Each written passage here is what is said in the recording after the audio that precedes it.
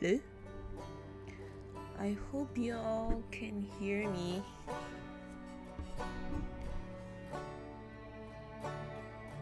I'm not sure if it's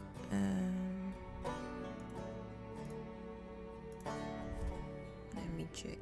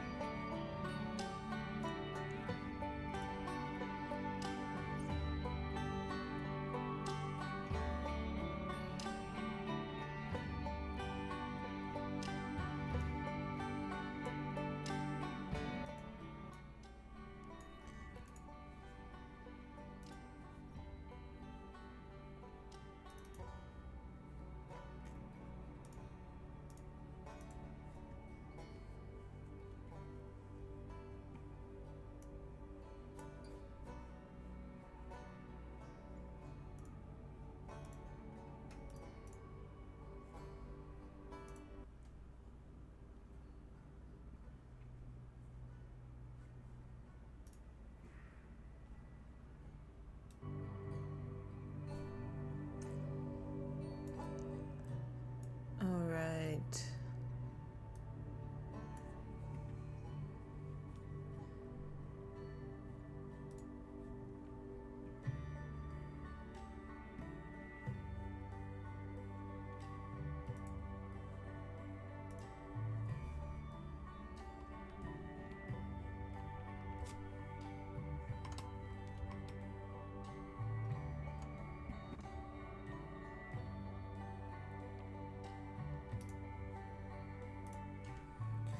Hello!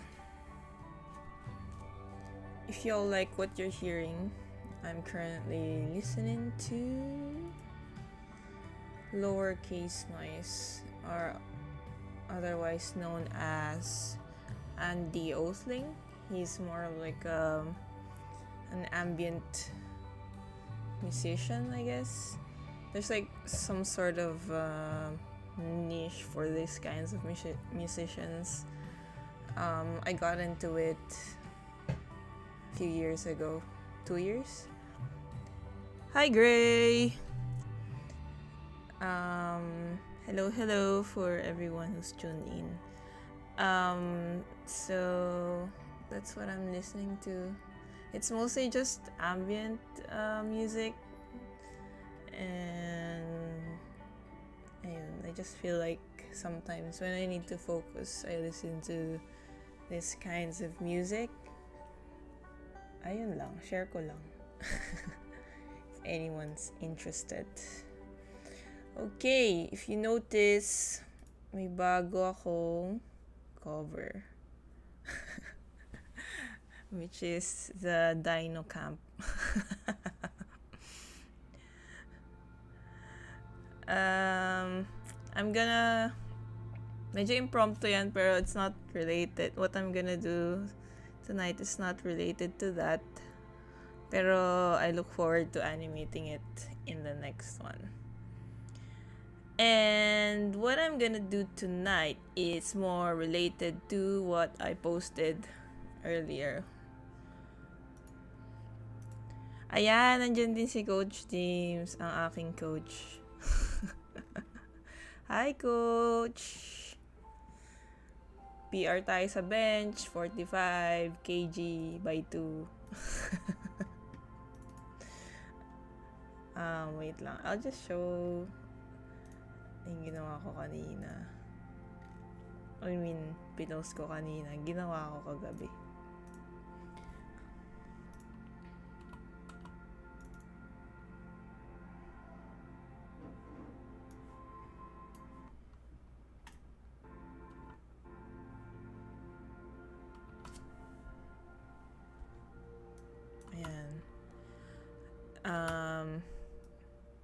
Let's try to do some 2D effects na ganito without drawing. So, yun yung goal natin.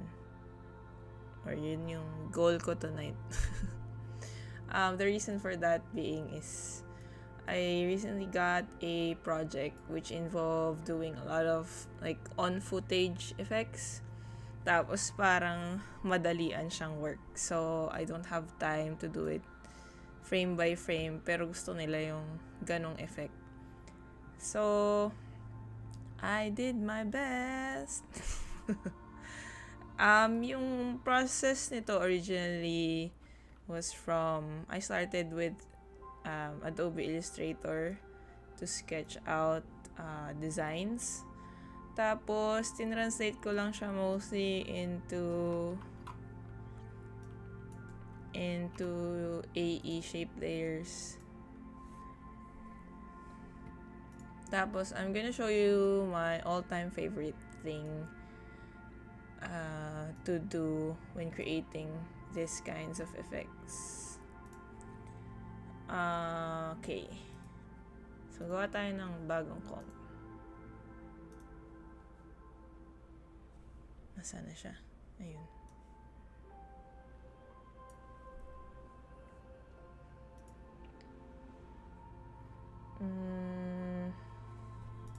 Yun natin siyang... Ay, mali. New comp. Mga 5 seconds lang. Tapos frame rate gawin natin. Usually, mga 24. Pwede ring 30.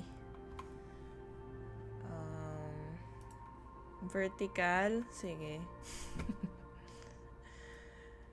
Gawa tayo ng vertical style. So, yung unang way na I tried to do when creating mga effects, sparks, ganyan, is through shape layers. So, gagawa lang tayo ng new layer, shape layer, tapos pen tool, I'll just draw a literal line. Ayan, baguhin natin yung color. Pink. Gusto nyo ba yan? Pink. Gawin natin salmon. Tama ba? Nagtatranslate ba siya ng maayos? Di ko alam kung parehas yung nakikita ko sa monitor. Tsaka. Anyway. Tapos, let's try to bring down the line thickness to mga 5 or 8. Sige, 8. Tapos, keep lang natin yung other end sa center, which is, ayan. Try natin as much as possible na sa center siya. Pati yung anchor point ng shape and yung anchor point ng layer. Yung anchor point ng layer is when you select the layer, ito siya lalabas. So yung shape within this layer also has its separate anchor point. So, if napansin nyo, may maliit, when I select this shape, may maliit pang anchor point. Ito siya. So, let's just make sure na nasa center ito. Okay. Tapos, rename natin to spark. I think, if I remember correctly, ito yung unang-una kong natutunan na natutunan sa AE and using shape layer na parang wow, cool. So, share ko din sa inyo. Tapos, mag-add tayo ng effect, which is a repeater. So, ang ginagawa ng repeater is gumagawa siya ng instance ng shape. So, if you want it isa lang or say 6. Tapos yung characteristics niya is pwede mo siyang i-offset. So, without moving yung any position on the layer or the shape, you can offset yung shapes in this way. Tapos, meron siyang mga parameters which are also the position. Teka lang, babaan ko yung aking music. I'll just set the position to, I guess, 0. Tapos, if napansin nyo, nawala sila kasi napunta sila lahat sa center. Nawalan sila ng distance between them. So, if I bring this up, ganyan yung nangyari sa kanya. So, nagkakaroon ng parameters yung distance between each iteration ng shape. Or, pag ganito, vertically. Ayan. Pero, ang gagawin natin, so, let's keep the position to 0. Tapos, rotation. Charan! I think kailangan ko lang siyang medyo i-center.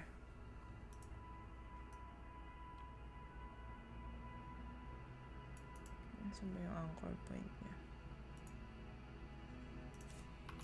-0. May ganun ba? 0, 0. I-move natin to. Yep.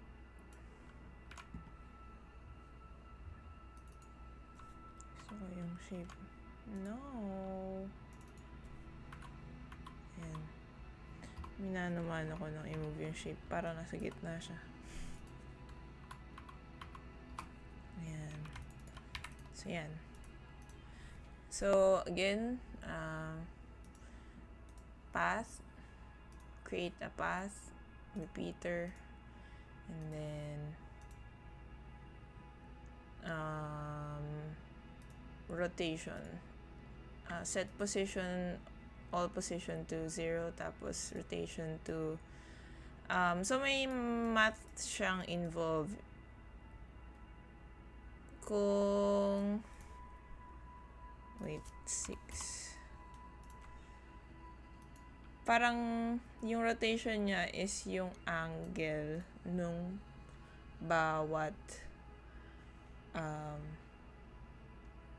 ito.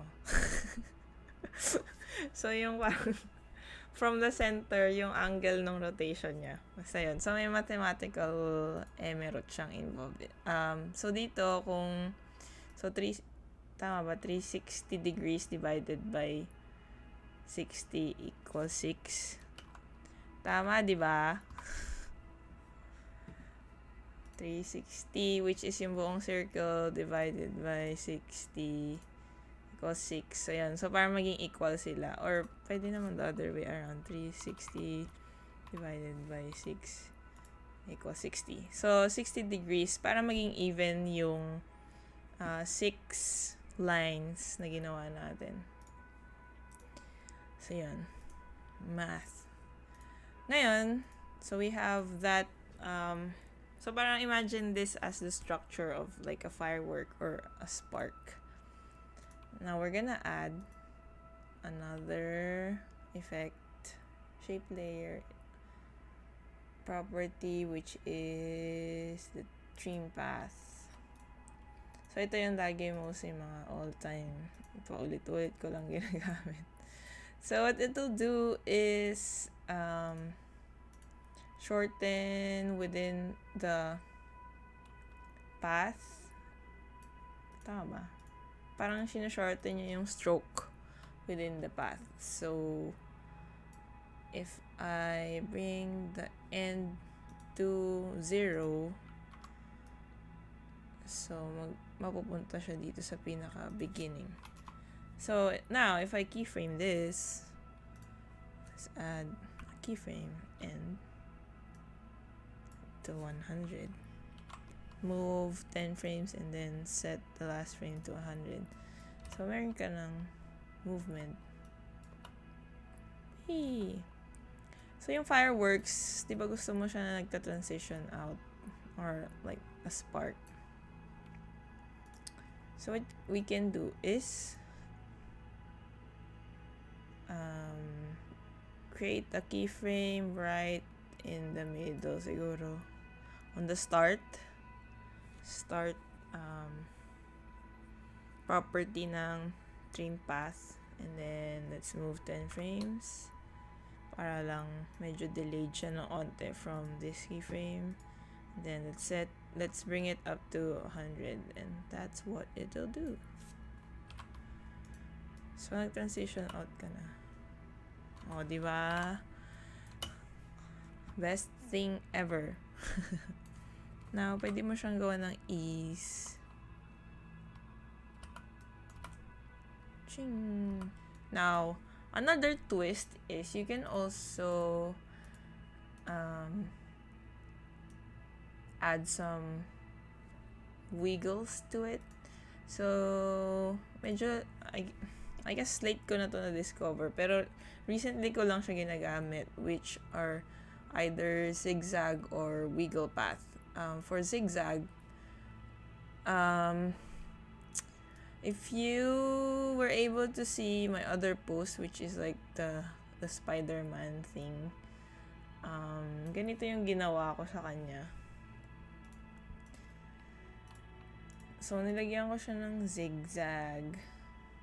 Tama ba? Or wiggle ba yun? Wiggle yata para hindi siya masyadong perfect. Tapos, corner instead of smooth. Tapos, if you notice dito, makikita niyo parang nag-squash and stretch yung wiggle. So, gusto ko siya is dumadaan siya dun sa form ng wiggle. So, kailangan ko lang siyang ilabas yung repeater, I believe, from the shape group.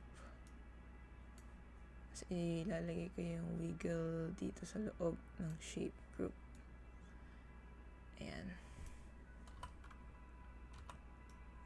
So, if you want to see the difference, duplicate natin siya. Tapos, lagyan natin siya to the side.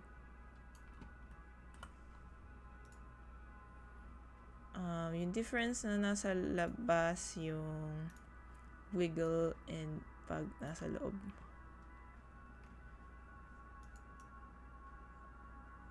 Ayan na. Yan. Yun yung difference niya. So, gusto ko syempre yung unang version. Tapos, we can still further tweak yung itsura nito. So, lalagyan natin siya ng taper. I think medyo new-ish tong features na to. Pero, like, few years ago na. Pero, nung nag-start ako mag-AE, wala pa to eh. Itong mga taper and wave. So, pwede natin siya lagyan ng ganito. Parang nagte-taper yung para pointed yung other end. So, mukha siyang let's say, pwedeng exclamation point or something. Ayan. So, pwede rin may taper yung kabila. Ayan. Nga lang, sumusunod siya sa length nung stroke. So, if napansin nyo, kunwari ito, dahil 20% lang yung taper, parang umiikli yung angle nung pagka-pointy niya. As opposed to pag ganito siyang kahaba. So, yan. So, hindi siya nagsiscale with it. If you want that, I guess, pwedeng i-adjust mo yung start with ease. Ay, hindi rin kasi lalaki siya lalo. Keyframe na lang. So, pwedeng ganyan. Ay.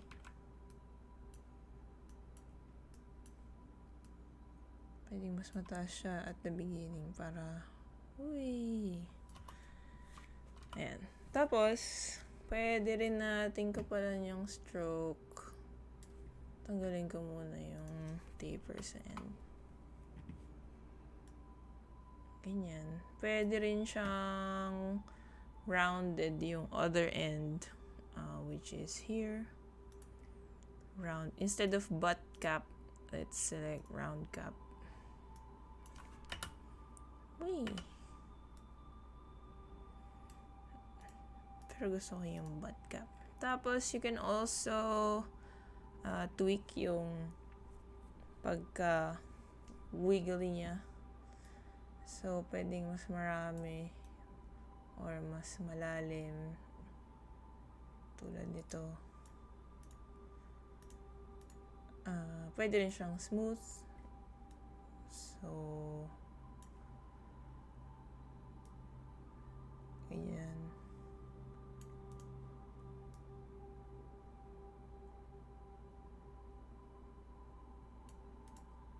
Pero gusto ko yung corner. Mukha na siyang din, electrifying. Palitan natin yung kulay to yellowish. Palitan natin yung background to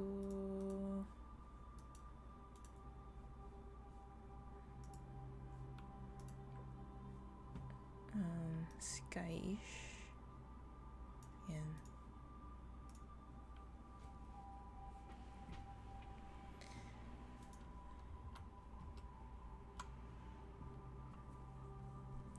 Tapos, pwede siyang parang Pikachu, ganyan. Adjust natin.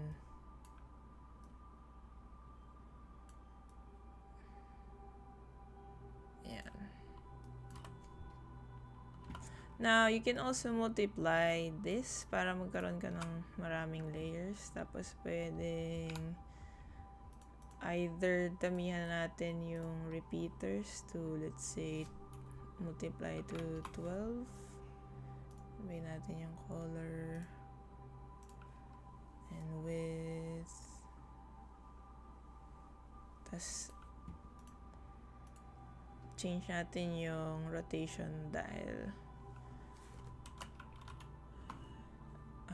Mas madami na siya. So, 360 divided by 12, 30.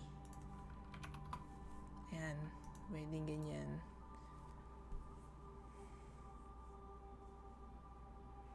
Anong mayari pag inanti? Pwede siyang sa ilalim.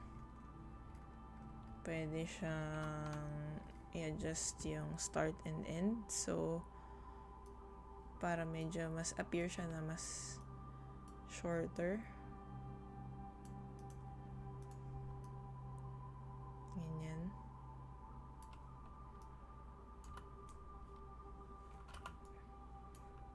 Or lengthen natin para hindi masyadong mabilis.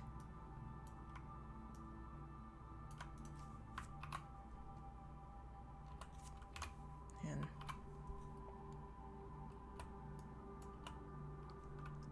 Tapos, you can also do the same thing. I mean, the way we rotated the stroke into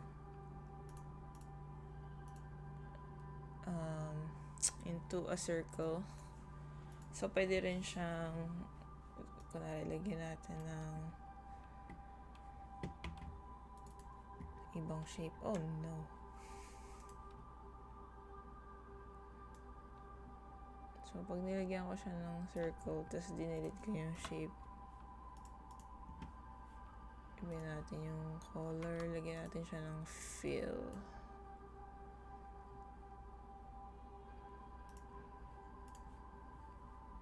Tanggalin natin yung stroke.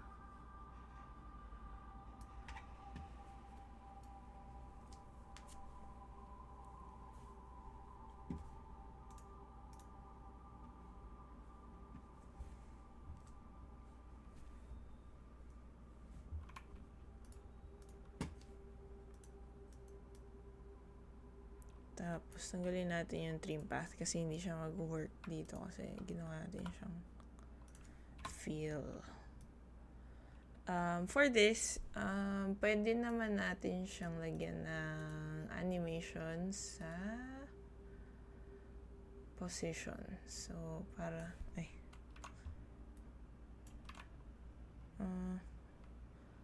I guess dapat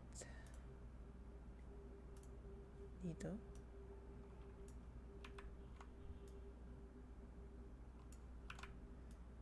So, ayan, pwedeng natin siyang lagyan ng position dito sa mismong shape. So, isasabay lang natin siya with the rest. X, Y. Para siyang may snowball. Tapos, pwede natin siyang scale within its anchor point. So, pwedeng pagdating sa dulo is mag-scale down na siya.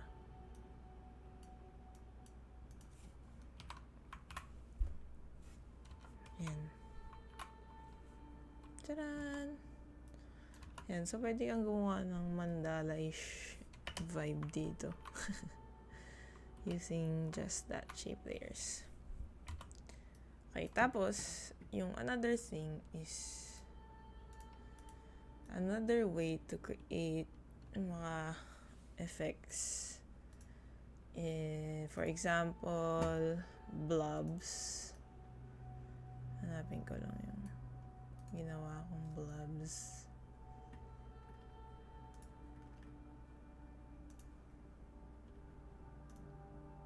Wala na siya. Ito ba ba?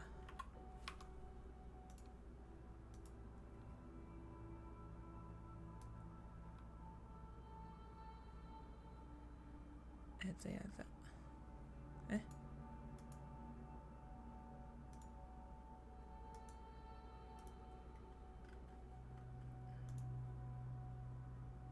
Ito.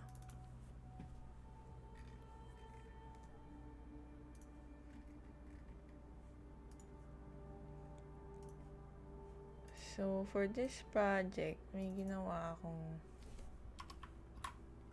ganitong effect.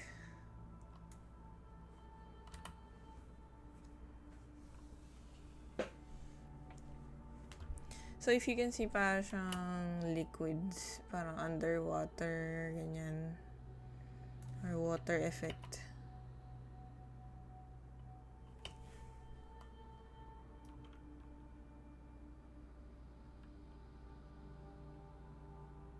So, para magawa natin yung blobs, pupunta tayo sa gawa tayo ng bagong component. Ayun natin to spark. Yeah. Blobs. Tapos, in the new comp, gawa tayo ng new solid. Tapos, lalagyan natin siya ng effect na fractal noise. Noise and grain fractal. So, syempre, sa una, parang, ano yan? Paano yan magiging blobs? So, ganito siya. Maraming ways ko ginagamit yung fractal noise by just tweaking yung parameters niya. So, try muna natin yung blobs. So, within the property ng effect, you can adjust contrast and brightness. Keep muna natin yung brightness to 0, pero yung contrast, lakihan pa natin. Tapos complexity to, let's say, mga 1. Pwedeng 3. Basics of linear. Tapos, what I'm gonna do is add another effect, which is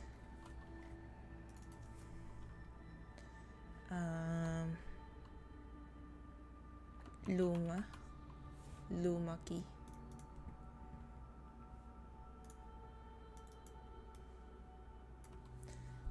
Thus, we can select key out the darker areas or the brighter area. Let's just keep it to key out darker and then taasan natin yung threshold. So, magiging butas-butas na siya. Ayan, so mawala na almost yung black. Tapos, let's go back to fractal noise. If I scrub or scroll through the evolution ng fractal noise, ganito yung nangyayari.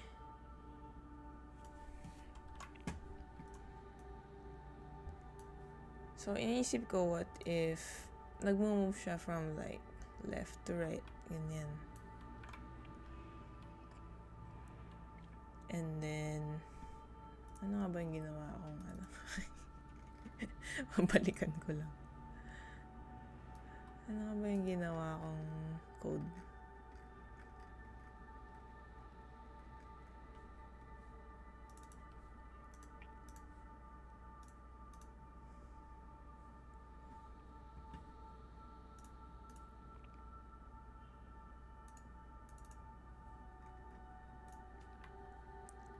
Code yan. So, balik lang ako sa blob. So, dahil medyo parang hindi siya blobby tingnan, I think I'm gonna add a threshold. Tama ba? Threshold. So, nalagay ko siya sa taas ng lumaki. Para medyo maging grounded yung edges ng noise. So, ganito siya. Tapos parang nawawala yung pagka grayish nung ibang parts. So, in a way, parang nagiging binary lang siya. White or black. Walang gray. High gray. Speaking of gray. Sorry na. Nasingit ko lang. Cute daw. Cute yung yung spark ba yun? Thank you. Ayan. Tapos, so lalagyan ko lang ng code yung under fractal noise subsetting offset X. So, gusto ko siya na parang over time, nagmo-move siya from left to right. Ito yung ginawa kong code.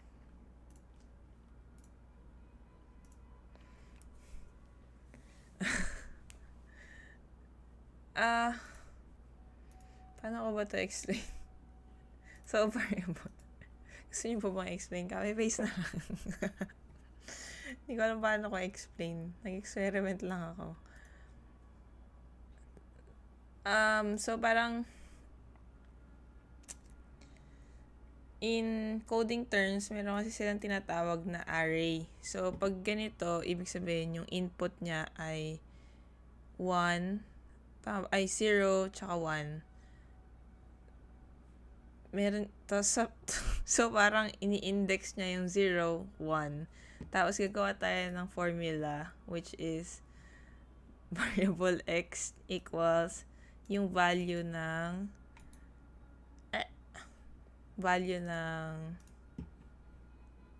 x. Shit. Tapos,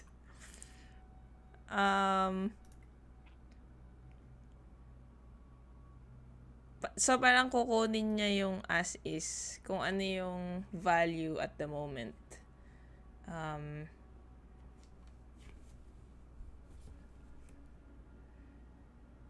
Tama.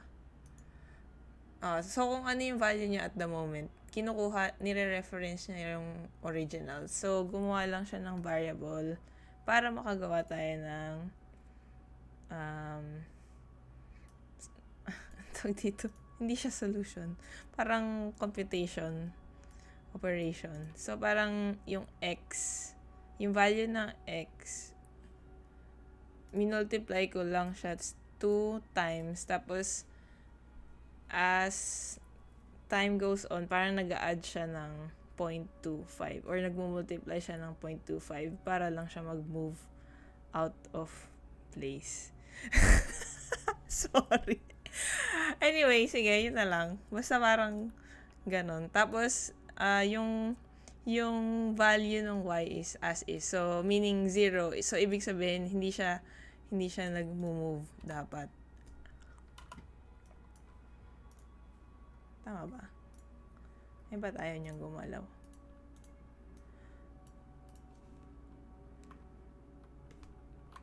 Galaw pa siya. May kulang ba? Tama ba? Ay, naka-offset turbulence pala. Hindi pala dun sa subset. Sorry. Saan na ba yun? Transform. Tama ba? Nasaan na yung offset? Eto, sorry. Dito pala sa transform. Fractal noise, transform, tapos transform, offset turbulence. Sorry, mali yung pinag-pastan ko naman. Ayan. So, over time, so yung timeline, kunwari 1 second, 10 seconds, 12, nagmumultiply siya ng 0.25 value para mag-move siya as the timeline moves. Yun lang. Yun lang yung masasabi ko. Tapos, so, since gumagalaw na siya, gusto ko rin na parang medyo nag-transform yung blobs. Para mag-transform yung blobs, lalagyan ko lang ng another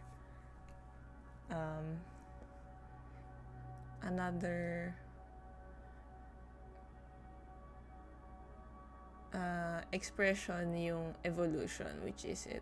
Ayan. As you can see, pag in-scrub ko yung degrees ng evolution, nagbabago yung, parang nag-shift siya.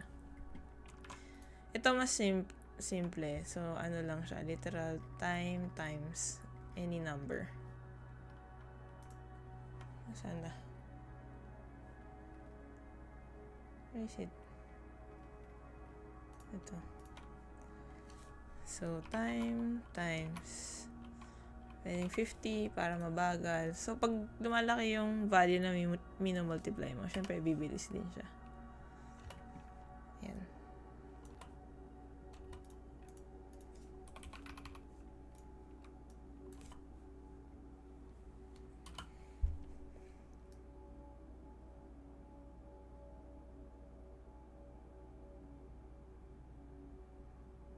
Siguro gawin lang natin siyang 1. Tapos, hindi pa siya close to what I want, which is medyo mas blobs. So, i-adjust ko yung mga contrast and brightness. Tapos, siguro, I'll go again to transform. Tapos, i-off ko yung uniform scaling para medyo mas elongated siya. Or mas mahaba, ganyan. So, pwede ko siyang stretch.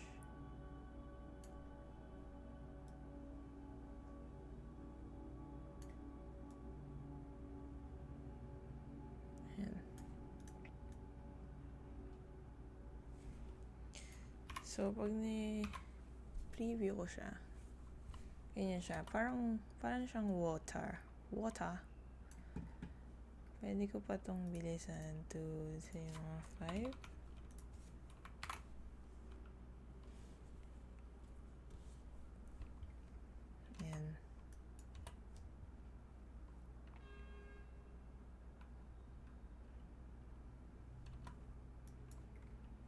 Or ito to maybe 200.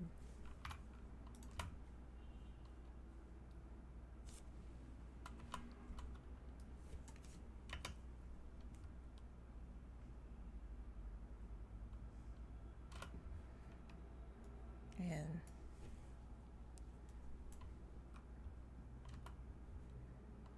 So, yun yung other way to do those blobs thing through fractal noise. Parang may effect na tayo na water.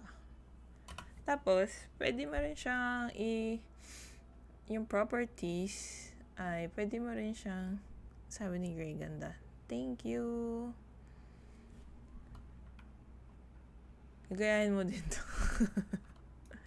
Yung catch pala ng pagnood is kailangan mo din siyang gawin. Charot! Tapos, pwede natin siyang gawin din na kung ayaw ko yung parts na parang bilog-bilog, parang gusto ko siya na parang strings of, parang stringy lines, pwede nating i-alter yung settings, pwede natin i-try ano itsura niya pag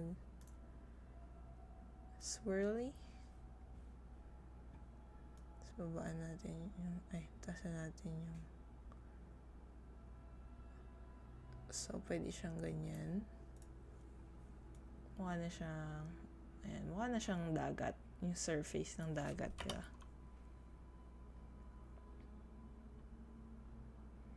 Or ng water.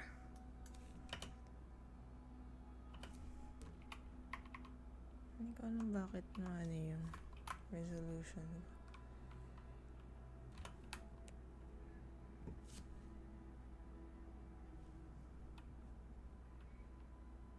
Easier ba pag mag-fractal noise kaysa sa mano-mano na blobs ka with shape layers? Depende sa kailangan mo. Kasi, kung kailangan ko lang siya na parang as, alam mo yung effect lang in the background. Mas madali para sa akin mag-generate ng ganito. Yung procedural, hindi siya yung kailangan kong mag-mano-mano. Pero, pag mayroon akong desired na, kunwari, parang intentional, kunwari, yung path, or yung shape, or kailangan niya mag-morph into something, yun yung mas frame by frame ko, kaysa, kunwari, backgrounds lang siya, or parang effect lang siya sa gilid-gilid tulad nito. So, mas madali para sa akin yung gumawa ng through fractal noise. Yun.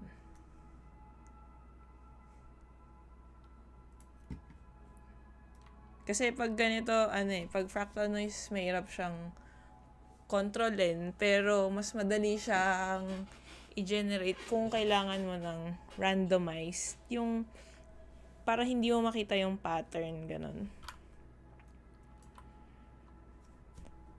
Tapos yung isang way na ginagawa ko dito, which is in-apply ko rin sa isang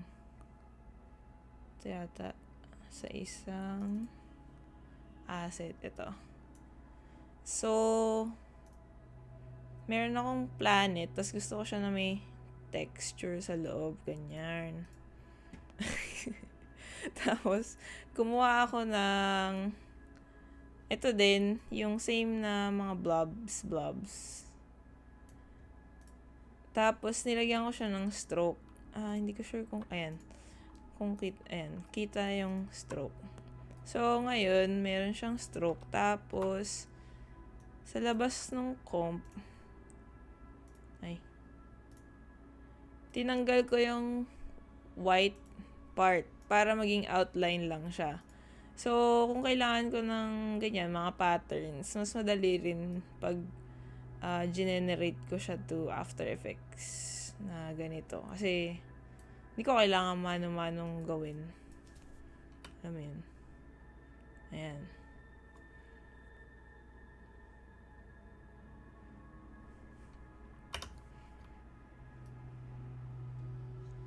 Tapos, pwede ko rin siyang, ito, dun sa isa, nilagyan ko siya ng, so parang ini-stylize ko siya.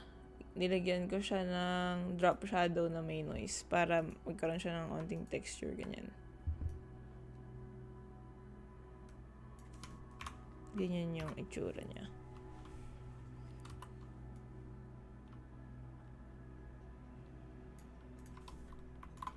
Yan. So, fractal noise or shape layer. Tapos, yung isa pang way na ginagawa ko, yung pwede kong magawa through fractal noise is yung ano yung tawag doon? Action lines. Nakuha ko lang rin to sa mga tutorial sa YouTube, pero share ko lang rin. Polar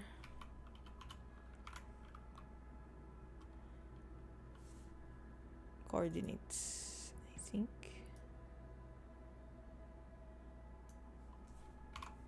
Tapos, rectopolar. So, ito, isa pa ring another effect. Parang ripple naman siya. So, nilagyan ko lang, yung kanina na fractal noise, threshold lumaki, dinagdagan ko lang siya ng isa pang effect, which is yung polar coordinates. Tapos yung interpolation niya ay naka 100%. And then yung conversion niya is rect to polar. So ganito na, parang washing machine. Or portal, pwede rin. Ano yun? Tapos pwede ko rin siyang gawin na I think tama.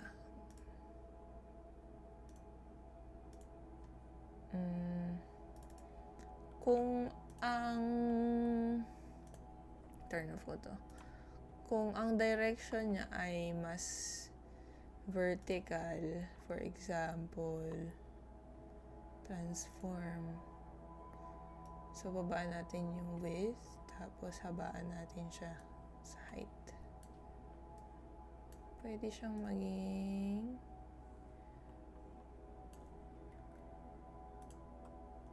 action line. Ayan. Parang action lines. Ganyan. Tapos pwede mo siyang lagyan ng mask sa gitna para hindi invert natin. Subtract. Ay.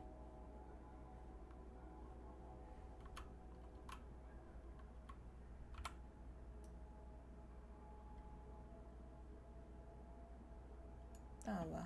Ay, dapat yata dito ako sa baba. Nag-mask.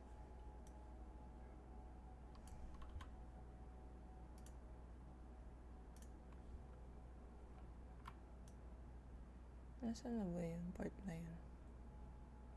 Nasa taas? Dito pala.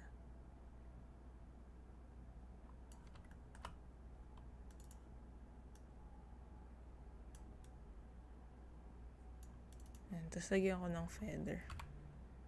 Yung mask. So, meron ka ng action lines. Umiikot pa siya. Tanggalin natin pala yung tanggalin natin yung turbulence expression. Keep lang natin yung actually pwede, pero ililipat ko siya to Y.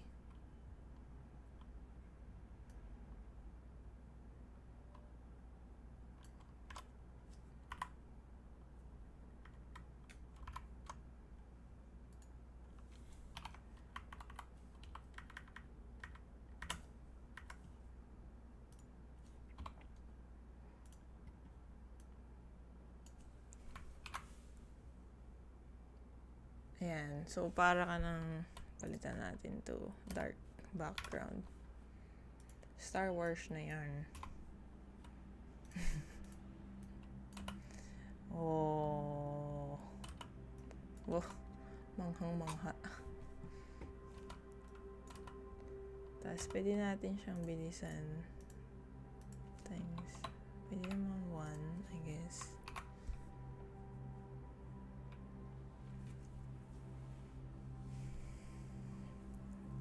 Mukha na rin siyang parang iris ng mata.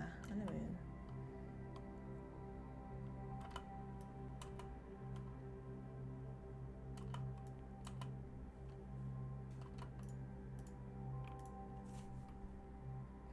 say 50. Time space warp. Ngayon din.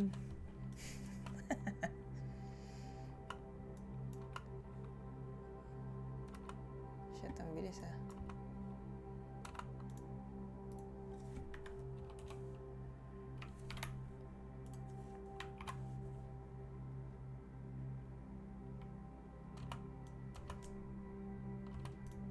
Sorry, ang bilis.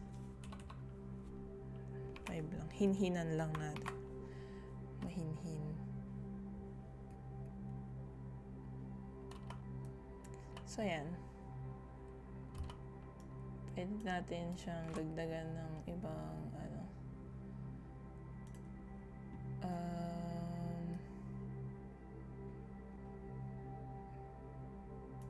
Gawin natin sila pares 10 ang particles. Pero untian natin sila.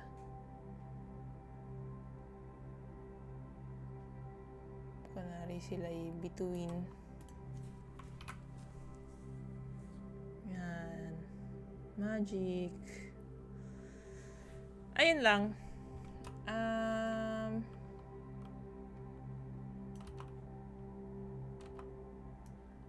May katanungan ba kayo?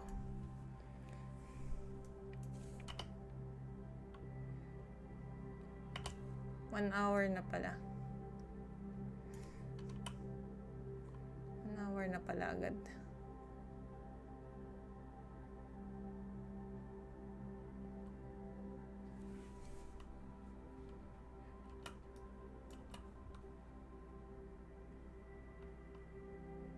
Pwede natin siyang lagyan ng effects, kunwari glow.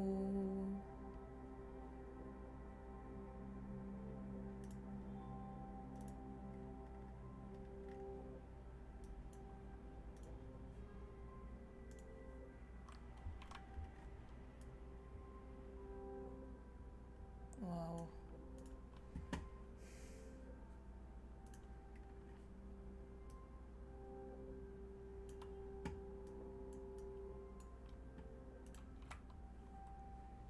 Pwede rin siyang magkaroon ng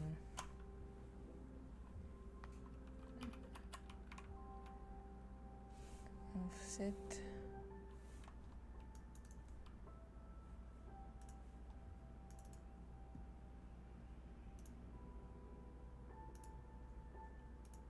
Ay, wala ayaw. Channel.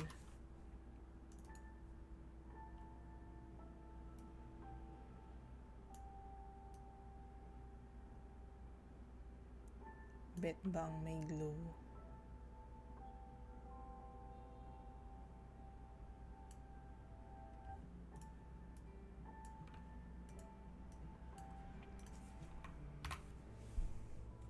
Puntang Kalawakan. Masa natin yung mask.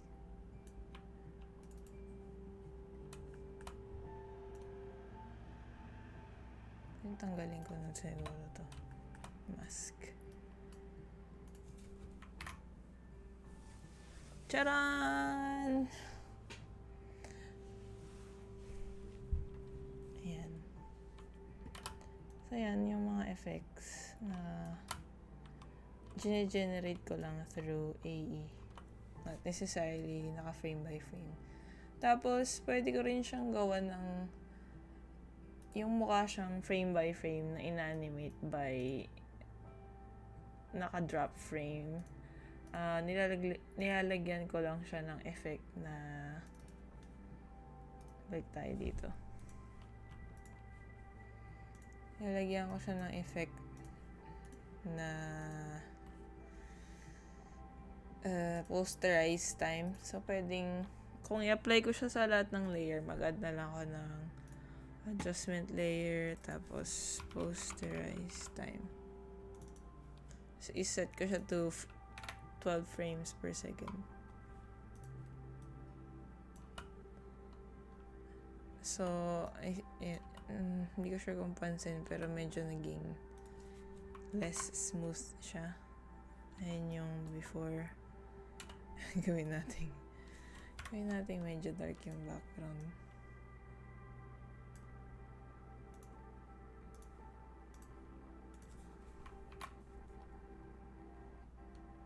So, yan siya pag walang posterize time. Tapos, ito pag meron. Medyo nagda-drop frame siya ng konti. Pag binabaan ko pa siya, ganyan na siya.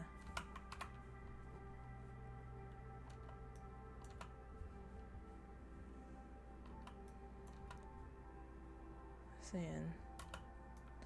Tapos, kung balik tayong shape layer, pwede rin siya na tulad ng isang ginawa ko dito.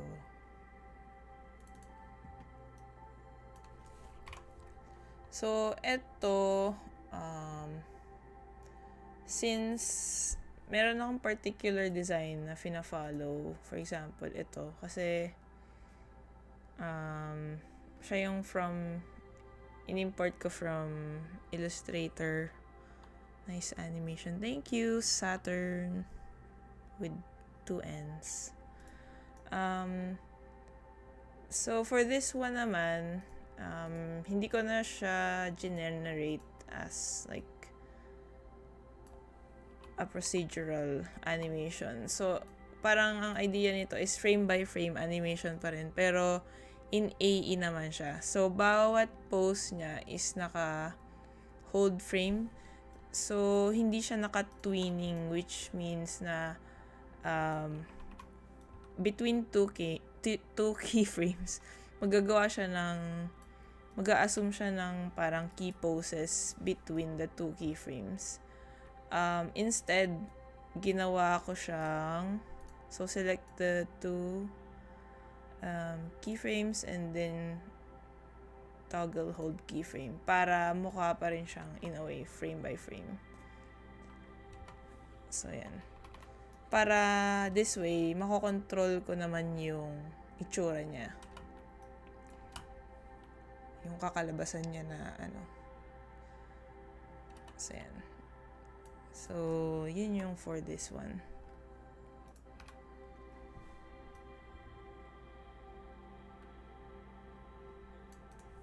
Tapos, ano pa ba yung ginawa ko dito?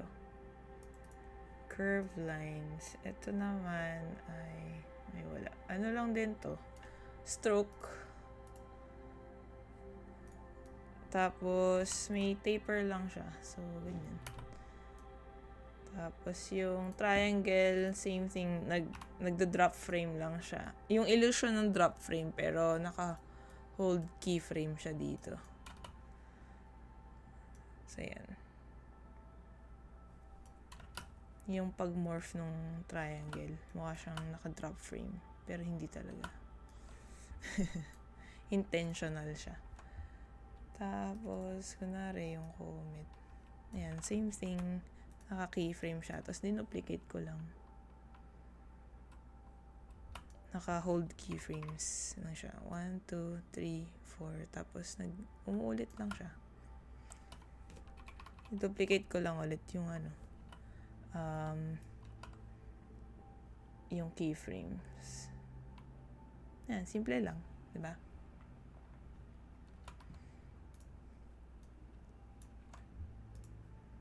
Ayan, yung mga examples ko ng mga effects, which is from shape layers. So, ito yung first using shape layers. We created a path and then we modified the properties of the stroke para maging wiggly siya instead of just a straight line. Saan ba yan? Shape, wiggle path. So, yan. So, you can use this as like an emphasis, a spark, animation. Tapos, you can tweak the wiggle, the size, the detail, and everything. Even the thickness, the stroke weight, like this. Yan. And then if however many copies you want na naka-rotate sa kanya, you can also adjust that like this. You can even animate it na rotating if you wanted to. What else? You can also animate the scale like this. Mukha siyang spiral. Ganyan. So there's so many things you can do with just the repeater and the trim path itself in the shape layers. So if you wanna really get started on animation in After Effects, I think shape layers is a really good place to start kasi you can do so much with it. And then so we did that, tapos from here we modified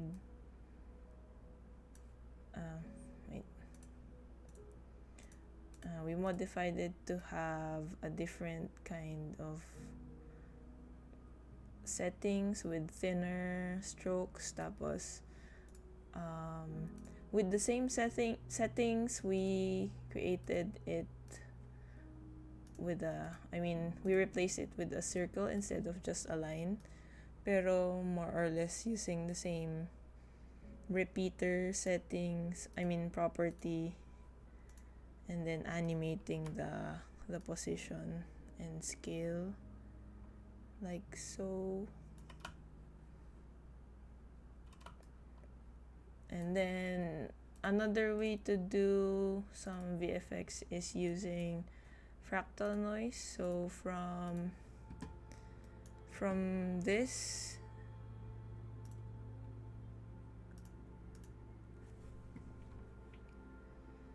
from adding a simple fractal noise like this to something like this, which are like blobs. Ayan. So ang ginawa naman natin dito is from fractal noise we tweaked the transform,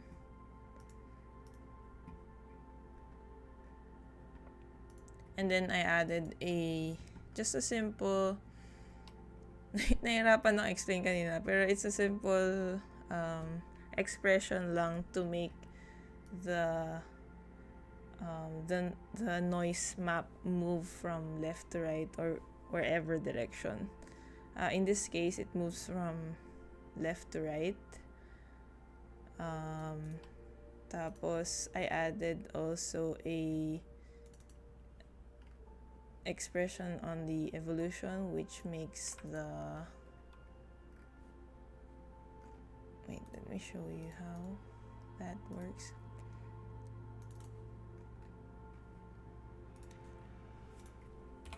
So the evolution property makes the noise kind of like jittery like this. So I added an expression to that which makes the noise look like it's evolving as it moves. And then we added a threshold to kind of crunch the gray areas to make it parang high contrast black and white like this. And then to be able to remove the background or like the black, so we can keep the white part, which are the blobs, we added a luma key. You'll see that it's alpha if I change the background color to red. So that's now transparent, and then you can make that like a water effect or a liquid effect, whichever you like. I have a better example here on how I use it. You can use it as a pattern, a moving pattern, and then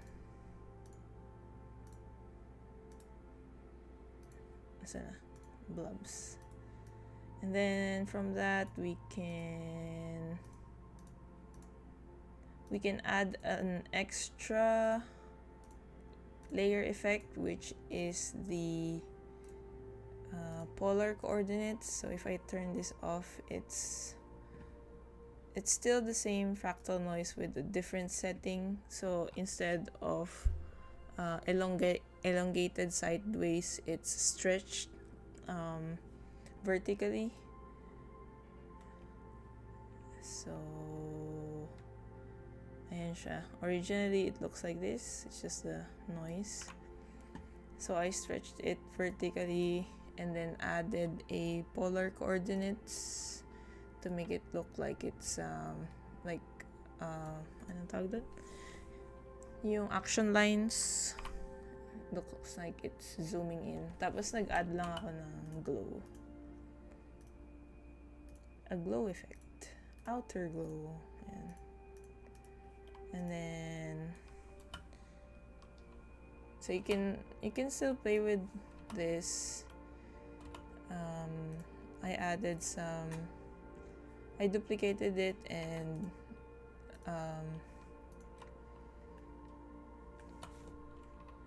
minodify ko ulit yung transform to make it look like, I don't know, stars sa malayo or something, or dust particles, and now it looks like this.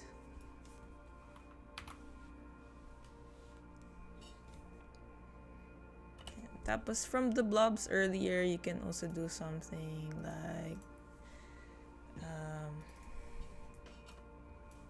like this one. So essentially what I did is from the blobs, I added a stroke to the layer, to the fractal layer. And then I keyed out the white part from the earlier layer. So what's left would be the stroke. And then I added a fill color so I can have something like this. Well, this one. So same thing, it can be like a pattern and a water effect or blobs, whatever you want. So yan.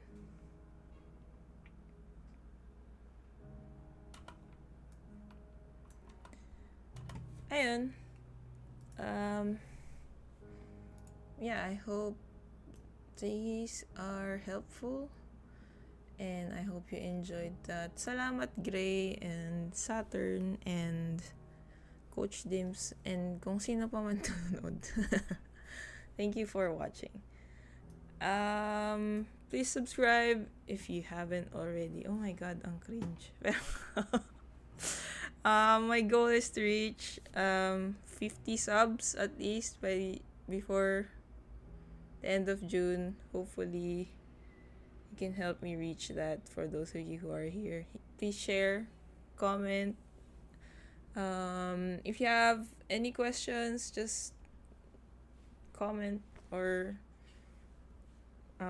send me questions in Instagram. And then if you also feel like supporting the content or this streams, I also have a coffee page. Hi Ark! Andiyan ka pala. Hello. Ayan, so if you feel like supporting the live stream, there's also a coffee page. You can share it to people who maybe want to support this stream as well. I think that's it. Unless you have questions, I mean, let me know. May katanungan ba? Para masagot ko, di ba?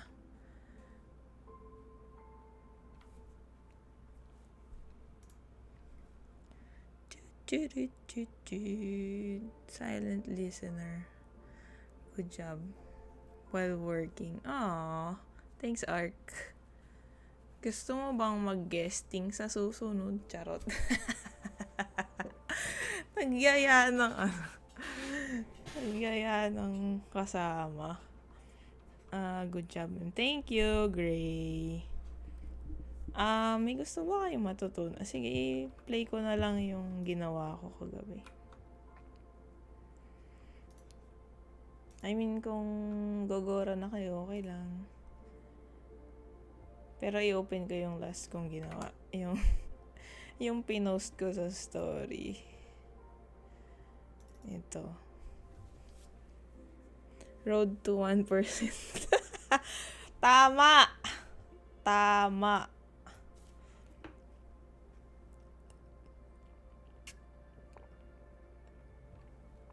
Wala kang iaambag, kikinig ka lang. Let's go. So, ito yung ginawa ko sa post. Very rough lang to na rotoscope kasi ang bigat mag-rotoscope, my man. Super fun. Thank you, Coach. Coach, baka gusto mo akong i-commission, gawang kitang ganito. So, ito, my God, nag-try ako sorry sa itsura ko, pero ito yung raw footage. Tapos, tinry ko lang siyang very roughly i-rotoscope. Tapos, di ba, ang ganda-ganda ng, oh my God, ng background ko. Sobrang busy ng background. Parang kino-consider ko tuloy magdala ng green screen sa gym. Ginagawa mo. Green screen ka pa. Ayan, ayaw nang mag-load. Anong request? Ano yung request? Let's talk soon. Ayun!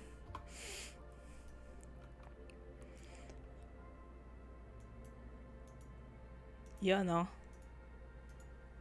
Coach X deal na lang. Meron kang ginawang project na watercolor splash effect. Ay, oo, yung last kong stream yata. Matagal na ba? Or yung bago lang?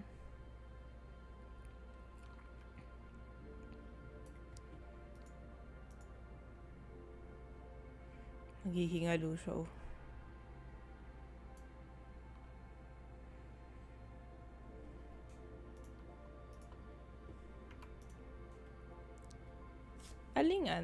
Aling water scholar.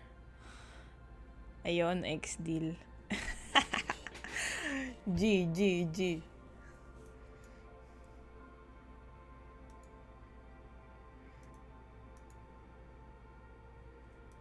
Watercolor. Alin doon? Message mo ako, Gray.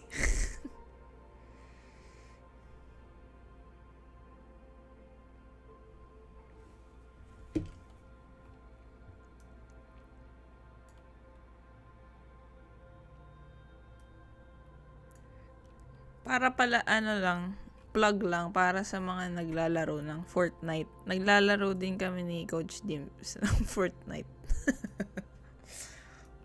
Kulang kami ng pang fourth person sa squad. So, baka lang meron dyan. Gusto sumama.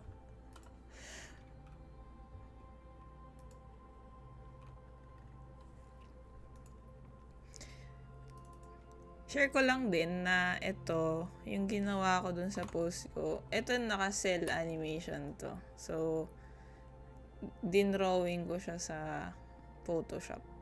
Frame by frame. Pero ano lang to, mga 10 frames. Actually, ito 4 na frames lang to paulit-ulit. Naglo-loop lang to. So, just to share. Yung parang spark plug.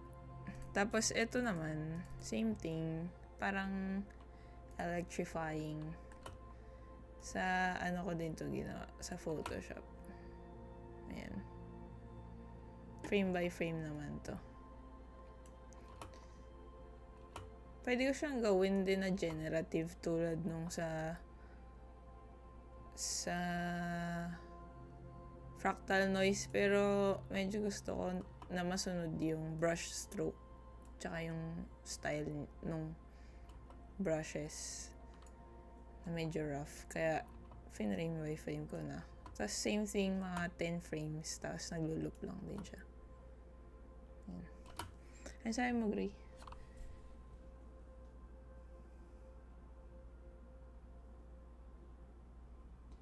Shit, matagal na ba yan?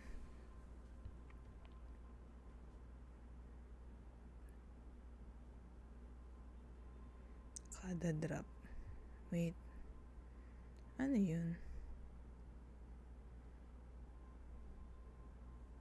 Baka matagal na yan.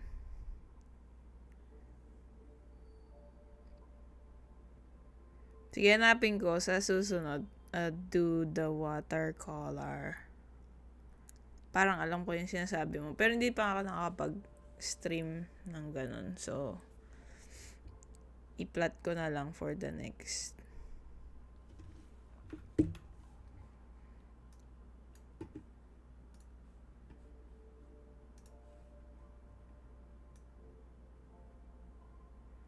Tapos kung ano lang, kung di nyo alam, I mean kung nag-After Effects kayo tapos nag-rotoscope kayo, pag meron na kayong kunwari meron kayong comp ng footage, tapos meron na kayong maayos na roto na naka-alpha channel, pwede nyo siyang gawa ng proxy para hindi niya nire-render yung buong effect ulit. So, kunwari itong comp na to is nandito yung footage na may rotoscope effect. So, syempre parang itsura. every frame, kinakalculate niya yung roto. So, para hindi siya calculate every time na magra-run preview ka. I-render mo na siya muna. Tapos, gawan mo siya ng from the project panel, lagyan mo siya ng set proxy file, tapos yung rendered file. Kunwari ito yung rendered file ko. Assuming na malinis na yung footage ko. Pwede rin mag-export ka ng image sequence, tapos doon mo siya linisin pa yung edges. Pero dito, gusto ko lang siya mabilis. So, okay na yan. Yun lang. Proxy. Pag masyadong malaki yung footage. Yun lang. Hanapin. I think matagal na. Sige. For next time. Yung watercolor is splashy. Sige, gawin ko yan. Textures. Uy, Gray, may project tayo. Anyway. Sige, yun lang. Thank you for tuning in. Subscribe, like, share, comment, love. Pride pa, diba? Happy Pride. Thank you!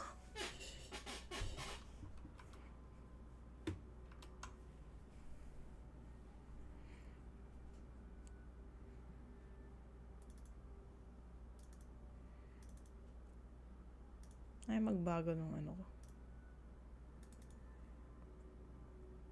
Ayan, walang nalaman yung proxy. O yan, goods.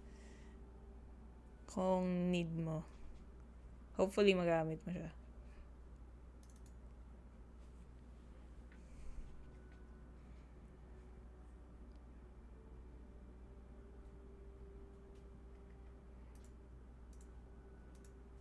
Bigyan ko muna kayo ng ambient music.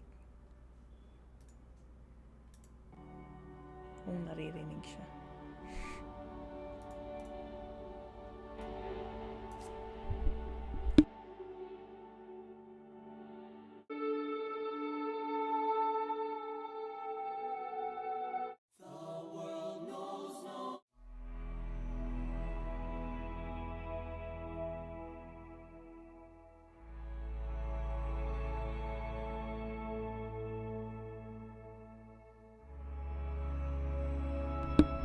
Good night.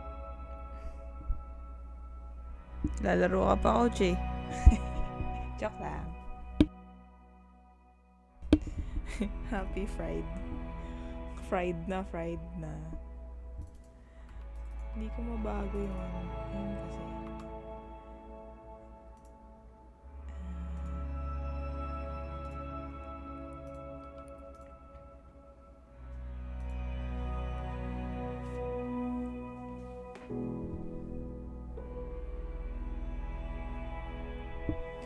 Truly, possible magamit pag nagre-replace ng files na mabigat.